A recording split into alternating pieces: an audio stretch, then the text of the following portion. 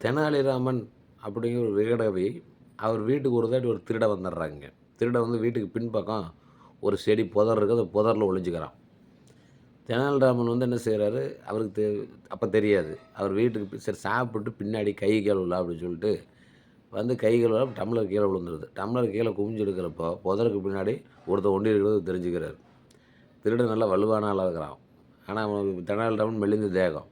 அப்ப எதிர்த்து ஒண்ணும் பண்ண முடியாது. சத்தம் போட்டோம்னாலும், அவன் கூட்டம்லாம் வர்றதுக்குள்ளார கண்டிப்பா வந்து திருடன் நம்மள கத்தி எடுத்து குத்திருவான், ஏதோ ஒண்ணு பண்ணிருவான். அப்ப தெனாலிராமனுக்கு தெரிஞ்சு போச்சு. அப்ப என்ன செய்யலாம்னு யோசிச்சார்.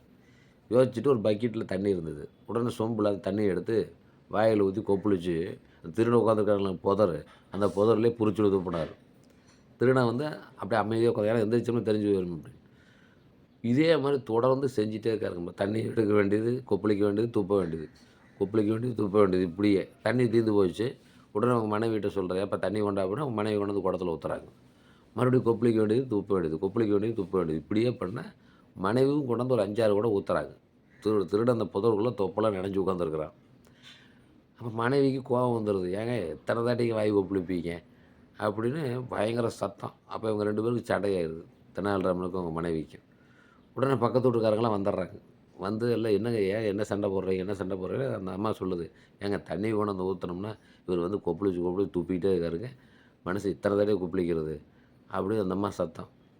இன்னும் தெனாலிராமன் வந்து அமைதியா இருக்காரு. உடனே ஊர் மக்கள் "ஏன்பா தெனாலிராமன் இப்படி பிரச்சனை பண்றீங்க? கொப்பளிக்கிறது எத்தன தாட்டி கொப்பளிப்பீங்க?" அப்படின்னு தெனாலிராமன் சொல்றாரு. "ஏங்க இந்த தண்ணி கொண்டாந்து ஒரு 4 குடம் தண்ணி ஊத்துறதுக்கு இவங்களுக்கு இவ்வளோ கோவம் வந்துன்னா, இப்ப நான் கொப்பளிச்சு கொப்பளிச்சு செடியில துப்புறேன். அந்த செடிக்கு பின்னாடி ஒருத்தன் நான் துப்புனதையெல்லாம் தாங்கிட்டு எவ்வளவு பொறுமையா உட்காந்துருக்கிறான். அந்த பொறுமை என்னுடைய மனைவிக்கு இல்லையே!" அப்படின்னு சொன்னாரு பாருங்க. உடனே பொதுமக்கள்லாம் பார்த்துட்டு நெறைய பேர் வந்துட்டாங்கல்ல. பொதுமக்கள் அந்த புதர்ல போய் பார்த்தா, அங்க திருடன் ஒண்டிட்டு இருக்கிறான். உடனே அவன புடிச்சு எல்லாம் 4 சாத்தி சாத்தி கொண்டு போய் ஒப்படைச்சாங்களாம். அப்போ நமக்கு ஒரு துன்பம் வர்றப்ப, உடனே இப்ப திரைப்படத்திலலாம் பார்த்தீங்கன்னா, திரைப்படம்ங்கிறது ஒரு நெகட்டிவ் தான். Negative character. நெகட்டிவ்னா பிக்சர். இப்ப பிக்சர் எடுத்து பார்த்தீங்கன்னா, வெள்ளையெல்லாம் கருப்பா தெரியும், கருப்பெல்லாம் வெள்ளையா தெரியும்.